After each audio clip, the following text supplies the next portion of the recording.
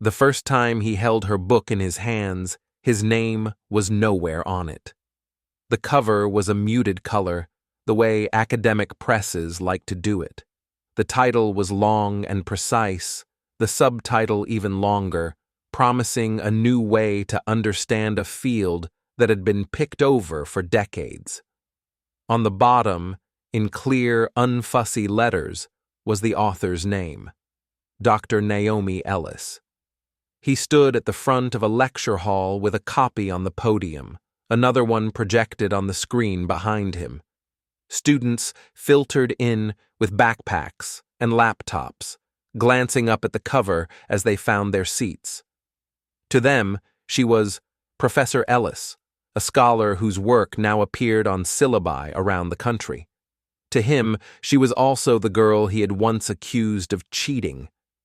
Years earlier, he had not even bothered to learn her name properly. Back then, Naomi was just another student trying to stay afloat in a place that had not been built with her in mind. The university brochure called it a world-class institution. It showed brick buildings with ivy, smiling students on manicured lawns, lecture halls full of curiosity. Her first impression was different. She saw walls covered with portraits of donors who all looked the same. She saw classrooms where she was one of the only black students, and hallways where her presence drew the kind of glance that lasted a fraction of a second too long. She had grown up far from campuses like this. Her mother worked nights at a care home. Her father drove delivery routes that changed every week. Books had been her ticket out, her way of stretching the boundaries of a house where money was always short, but the library card was never allowed to expire. By the time she arrived at the university, she had already spent years reading things no one had assigned. She carried a small notebook where she scribbled questions about the texts she read, connections between ideas, half-formed theories about why certain stories never seemed to make it into the official version of history. In her second year, she enrolled in a required course taught by a professor whose reputation was both impressive and intimidating. He was a long-established figure in the department, articles, awards, visiting positions at other universities. Students whispered that his class was hard, that he demanded excellence, that he did not suffer fools. His name was on more than one of the books she had seen on her parents' old television when academics were interviewed about big stories. He carried himself with the relaxed confidence of someone used to being listened to. The class moved quickly. Reading lists stacked up. Naomi read them all, and then read more. While others stopped at the assigned chapters, she kept going into footnotes and references, chasing down arguments that had been left half-finished in the main text. When the first major essay was assigned, she took it as a kind of test. The prompt was standard: analyze a set of theories using the cases discussed in class. Many of her classmates took the obvious route, repeating arguments they had heard in lectures, rearranging the professor's phrases into slightly different shapes. Naomi did something else. She applied the tools they had been given, but not only to the cases on the syllabus. She brought in examples from neighborhoods like the one she had grown up in, from writers whose names never appeared on the reading list, from studies buried at the bottom of online databases. She wove them together in a way that made the theories feel less like abstract ideas and more like maps drawn over real lives. When she finished, the essay was longer than required, but not bloated. Every page carried the same quiet intensity she had brought to her late-night reading. She turned it in without fanfare and went back to her routine. Classes, work-study shifts, library. The grade came back faster than she expected. Her classmates grumbled about B-pluses and comments scrawled in the margins. Some shrugged and said this was just how this professor graded. Hard, unforgiving, rarely impressed. Naomi's paper came back with a mark at the top that made her blink. A perfect score. A note asking her to see him during office hours. She felt a rush of something. Pride, relief, the rare warmth that comes when someone finally sees the work you've been doing in the dark. She folded the paper carefully, slipped it into her folder, and tried to walk into his office hours without expectations. The office was lined with books and framed diplomas. He sat behind a desk stacked with printed articles, glasses perched low on his nose. When she stepped in, he looked up once, briefly, then returned his gaze to the paper in front of him. It was hers. He did not congratulate her. Instead, he pushed the pages toward her with 2 fingers and asked in a flat voice how long it had taken her to write it. She told him. He asked where she had found some of the sources he did not recognize. She explained. He asked, more sharply now, whether anyone had helped her. She understood what he meant before he said the word. Cheating. He did not shout, did not pound the desk, did not call in a witness. The accusation came wrapped in questions, in raised eyebrows, in phrases like, "This level of work is unusual for someone at your stage," and "It is difficult to believe." He suggested that she might have used someone else's paper, or that she had received improper assistance, or that she had borrowed language too closely from texts he had not yet identified. His voice never grew loud, but his eyes were cold. At one point, he asked her to explain a concept she had used particularly well in the essay, as if expecting her to fail and reveal herself. She did not fail. She walked him through her reasoning, more calmly than she felt. When he pressed, she went deeper, tracing the steps she had taken between footnotes and examples. The more she spoke, the more agitated he became, not because she stumbled, but because she did not. To him, her fluency fed the suspicion rather than easing it. He had already decided that someone like her, from wherever she was from, with whatever background she had, could not have produced work he struggled to find flaws in. The meeting ended not with an apology, but with a warning. He told her that the paper would be reviewed further, that any instance of academic dishonesty would have serious consequences, that the university took such matters very seriously. He did not say, in so many words, that he did not trust her. He did not need to. The content of the conversation made it obvious. She walked out of the office feeling as if the ground under her had tilted. In the days that followed, the investigation was as clumsy as it was invasive. Software was run to compare her writing against online sources. Older papers from previous years were skimmed to see if she had copied anyone. She was asked to submit drafts, notes, anything that could prove the essay had been built over time and not pulled from thin air. She complied with everything. She had nothing to hide. The process still left a mark. Word leaked, as it always does in small academic circles. She noticed the way some classmates looked at her differently, not openly hostile, just cautious, as if she carried something contagious. She caught fragments of conversations that stopped when she walked into the room. Eventually, the software came back with nothing significant. There were no matches, no suspicious overlaps beyond standard citations. Her drafts showed the essay growing in layers over days, margins full of her own handwriting. The evidence, such as it was, supported her explanation. The professor did not apologize. She received an email from the department stating that the matter was closed and that no formal note would be placed on her record. There is no acknowledgement of the damage done in the meantime. The grade remained, the accusation left to dissolve in silence. For many students, something like that would have been enough to dim the light. For Naomi, it did something different. It clarified.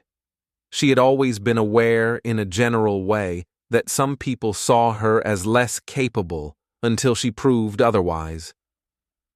Now, she had experienced a sharper version of that idea, that when she exceeded the expectations placed on her, the excellence itself could be used as evidence against her. She finished the course, kept her head down, and did her work. She did not take another class with him. Over the next years, she moved through the rest of her degree with the same intensity, but with a new layer of purpose. She gravitated toward research that examined who gets believed in classrooms and who does not, whose work is assumed to be original and whose is assumed to be borrowed, how intelligence is racialized and gendered in subtle ways. Her notebook of questions grew into stacks of them. When graduation came, she stood in a borrowed gown on a green lawn, her family in the crowd snapping photos with shaky hands. The professor who had doubted her sat on the stage with the other faculty, clapping politely for each name. If he recognized her as she crossed, his face did not show it. She did not stop with the degree.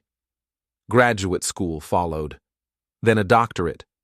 Her research dug deeply into patterns of academic evaluation, into how bias affected not only who got into certain programs, but who was encouraged, who was believed, who was quietly pushed aside. The work was not glamorous. It involved surveys, interviews, hours spent coding responses and reading institutional policies that had been written in dense, gray language. But within that tangle of words and numbers, she found shapes.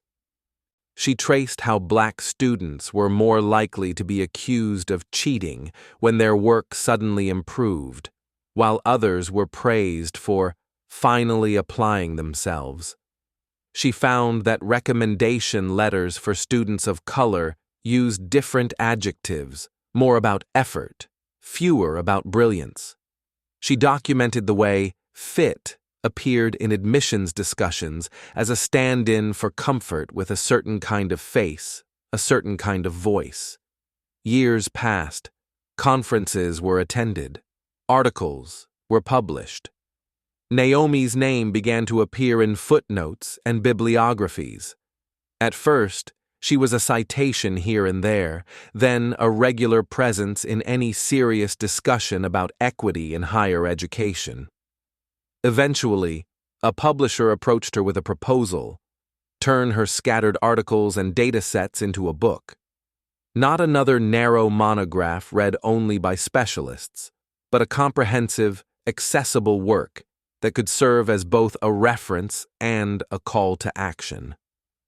She hesitated. Writing a book would mean taking on another layer of work in a life already full of it. But it would also mean having one place where all the threads she had been pulling for years could be woven into a coherent pattern. She said yes. The book took shape slowly. Chapters emerged, on admissions, on classroom dynamics, on discipline, on subtle language used in academic evaluations. Stories from interviews were anonymized and blended with statistics. The tone remained calm, analytical, but there was a quiet urgency underneath it all. The urgency of someone who had lived the consequences of the patterns she was describing. When the book was finally released, it did not cause a sensation. Academic books rarely do, but within universities, it spread. Faculty discussion groups used it as a starting point. Training sessions borrowed its frameworks. Graduate students cited it in theses and dissertations. Her home institution, the one where she had once sat under fluorescent lights, waiting to be told whether her future would be wrecked by an accusation, began to take notice as well. A committee on teaching and learning recommended her work as essential reading for anyone involved in curriculum design. A task force on equity suggested that a new course be created to help future educators understand bias in the classroom. When administrators looked around for someone whose material could anchor that course, her name rose to the top. The proposal was simple. Build a course based on her book. It'd be required reading for new teaching staff, recommended for senior faculty, open to graduate students who wanted to teach. The course would not be taught by Naomi herself at first. Her schedule was already overloaded.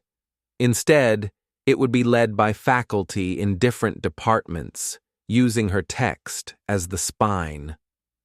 One of the first volunteers to teach it was the professor who had once held her paper between two fingers and questioned whether she could have written it. He had not followed her career closely.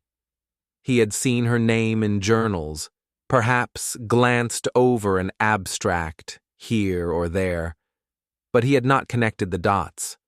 For him, she had been one of hundreds of students, a blur of faces over the years. When the book arrived in his mailbox with a memo from the dean encouraging participation in the new initiative, he read the title, read the subject, and only then really saw the author's name. For a moment, his memory resisted. Then the office around him seemed to shift, just a little, as old images surfaced. A young black woman in his office, answering questions too fluently for his comfort, an investigation file he had signed off on, an email about a closed case that he had filed away and not thought about again. He opened the book. In the introduction, she described a moment in her own education when an instructor had decided that her best work could not possibly be her own. She did not name him or the institution, did not include dates, but the description was specific enough that he felt his stomach tighten. She wrote about the quiet violence of having your intellect doubted, not because there is evidence against you, but because your excellence does not match someone else's expectations. She wrote about how such moments do not always leave marks on official records, but how they can reroute entire lives. He closed the book for a while and stared at the wall. He could have refused to teach the course. He could have claimed overwork, clung to his usual subjects, let younger colleagues deal with the uncomfortable material. No one could have forced him. Tenure insulated him from many things, including discomfort. For reasons he did not fully understand himself, he did not refuse. The first day he walked into the room with her book in his hand, he felt a different kind of nervousness than he had felt in decades. Students sat waiting, some with their own copies open on the desks. On the board behind him, he wrote the course title and, beneath it, her name. The semester unfolded. Week after week, he stood in front of the class and guided discussions about concepts that pointed back, like quietly accusing fingers, to the very attitudes he had once embodied without question. They analyzed scenarios of students being doubted. They examined how race and expectation intersect. They read the chapter where she detailed the step-by-step process of investigating alleged misconduct, and where she argued for safeguards to prevent bias from deciding who gets dragged through that process. He found himself quoting her, reading aloud sentences that described his own past behavior in abstract terms. Sometimes he caught his reflection in the window as he spoke. Older now, slightly stooped, holding a book written by someone he had nearly pushed out of the field before she had even begun. Toward the end of the term, the university organized a public panel discussion with faculty who had been teaching the course. Naomi was invited as a featured speaker. The event was held in the same large lecture hall where he had once given the introductory overview of his field, years before she ever sat in his class. He took a seat at the table on stage with the other instructors, her book in front of him, its pages marked with notes. She sat at the center, calm, self-possessed, the familiar notebook still by her side, though now it was of higher quality, the paper thicker. The moderator asked each faculty member to share what they had learned from teaching the course. When it was his turn, he could have kept his comments general. He could have spoken in safe terms about important insights and valuable perspectives. Instead, perhaps because the weight of the years finally refused to stay quiet, he chose a more direct path. He spoke about the gap between how he had once understood excellence and how he understood it now. He talked, in careful but unmistakable terms, about how easy it had been to assume that certain kinds of brilliance belonged to certain kinds of students. He acknowledged that he had, in the past, questioned the integrity of work not because of evidence, but because of his own limited imagination. He did not name her. He did not need to. The story, in her introduction, in the age in his face, did the work for him. The room was silent for a moment after he finished. Then Naomi spoke, not to punish, but to widen the frame. She reminded the audience that this was not about one professor and one student, not really. It was about a pattern that ran through classrooms everywhere, one that could only be changed when people were willing to see themselves in the examples, not just nod at them from a distance. After the event, students clustered around her with questions and thanks. Some of them were black, some not, all of them carrying their own stories about being doubted or dismissed. The professor stood off to the side, book under his arm, watching. There was no neat reconciliation scene, no dramatic handshake. Life rarely offers such scripted closure. But he carried her book back to his office and placed it on the shelf at eye level, where he would see it every day.